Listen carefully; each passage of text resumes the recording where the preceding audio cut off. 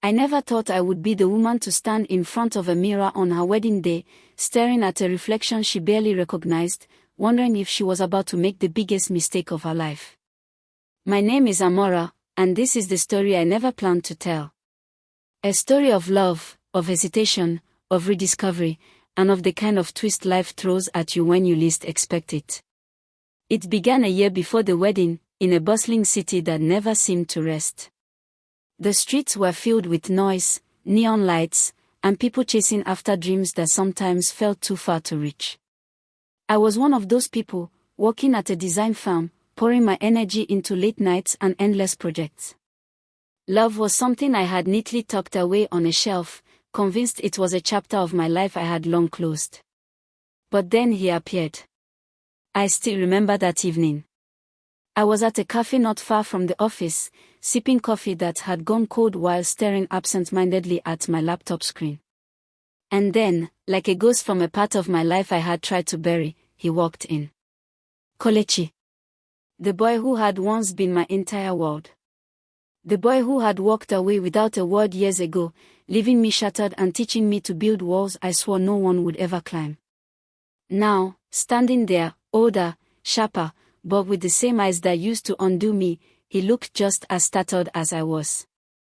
Our eyes met, and in that instant, the world fell silent. My heart betrayed me with a single beat that reminded me that I was not as healed as I thought I was.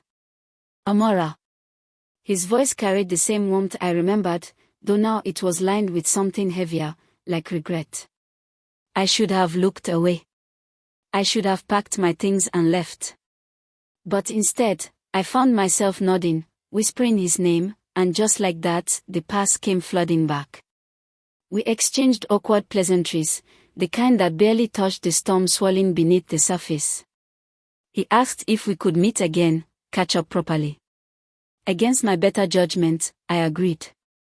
That night, I lay awake questioning myself. Why had I agreed? Why did I still feel the weight of his absence all these years later? Was it curiosity, nostalgia, or something I refused to admit? Our first meeting after that was cautious. We sat at a quiet rooftop restaurant overlooking the city lights, talking about work, family, everything except the one thing that mattered most, why he had left.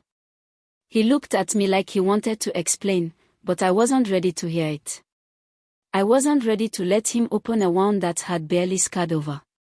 Still, the more we saw each other, the harder it became to resist. Memories bled into the present, and I hated myself for remembering how easily he used to make me laugh. But just as my heart began to betray me again, reality reminded me of something important. I was not alone. I had been seeing someone else for almost a year. His name was Tay. He was kind, dependable, safe. The kind of man you could build a stable life with. He didn't stir up chaos or uncertainty. With him, everything was steady, predictable. And yet, predictability does not always mean passion. The months that followed were a blur of emotions. Kelechi was everywhere. In my thoughts, in the way my heart betrayed me when my phone buzzed with his messages, in the way the city suddenly felt alive again when we were together. But I tried to fight it. I told myself that Tay was the right choice. I told myself that love should not feel like madness, it should feel like peace. When Tay proposed, I said yes. I smiled, I accepted the ring, and I convinced myself that it was the right path. My family loved him, my friends adored him, and everything about the engagement was picture perfect. But deep down, I knew something was missing. Something wild, something messy, something that made me feel alive. Kelechi kept his distance after hearing the news. He congratulated me, his voice steady but his eyes betraying the truth. He had come back too late.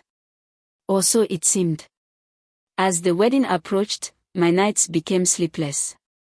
I kept asking myself questions I was too afraid to answer. Did I love Tay enough to build a lifetime with him? Could I silence the part of me that still burned for Kelechi? Was I about to marry the right man, or was I about to chain myself to the wrong future? The day of the wedding arrived. The sun was mercilessly bright, the air thick with celebration. My family bustled around, guests filled the hall, and the scent of flowers lingered everywhere. I stood in front of the mirror in my gown, smiling for everyone else while fighting the storm inside me. As the music began to play, I walked down the aisle, my steps heavy.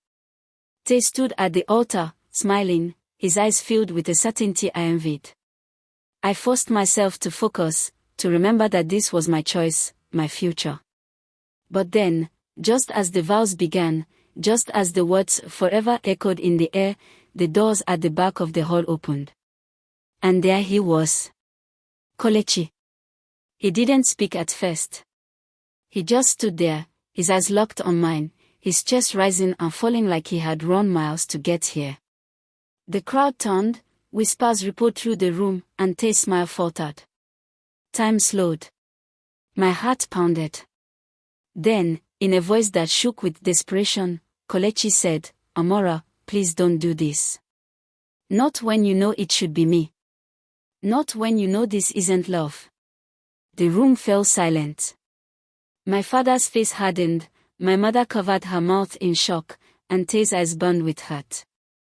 I stood frozen, torn between the life I had chosen and the love I had buried. Every memory, every late-night doubt, every whispered truth in the dark screamed at me in that moment. I realized the truth I had been avoiding all along. I was not afraid of being with Kelechi.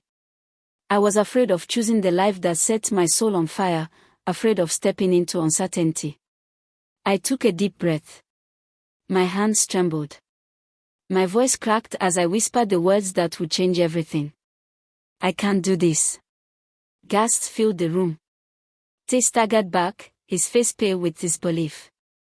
Kelechi's eyes softened, and in that moment, I knew I had made the choice my heart had been begging me to make. I walked toward him, each step lighter than the last.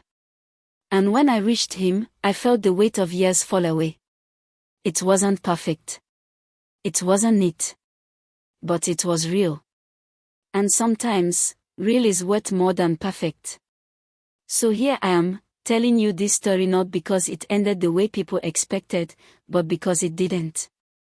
Life has a way of forcing you to choose between comfort and passion, between safety and truth. And that day, I chose truth. Now let me ask you, what would you have done if you were me? Would you have chosen the safe path, or would you have leapt into the fire for the chance to feel truly alive? Thank you for listening to my story. If it touched your heart, don't forget to like, share, and subscribe, because there are so many more stories to tell, and I want you to be part of every single one.